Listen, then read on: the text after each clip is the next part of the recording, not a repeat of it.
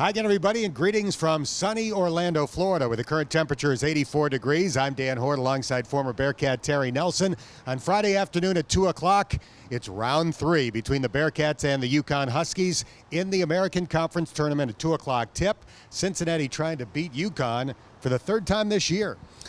Come on, Dan, this is like playing your twin brother. I mean, we don't need X's and no breakdowns. Let's break down how close this rivalry is. Cincinnati's been to 6 Final Fours. UConn's been to 5.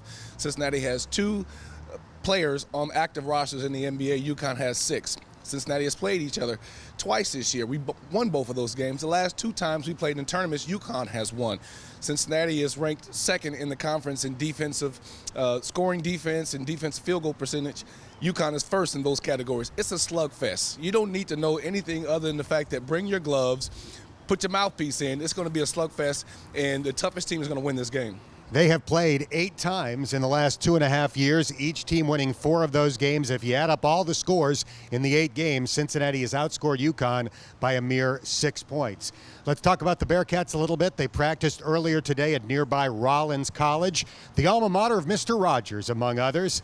And it's good to report that Shaq Thomas did practice. All indications are he will be able to play. He might not give the Bearcats major minutes on Friday, but it will be good to have him at least available in that game. Well, I'd like to turn this into Mr. Thomas's neighborhood instead of Mr. Hey, we need Shaq Thomas. We need his length, his ability to play in that back line in the matchup zone that we play.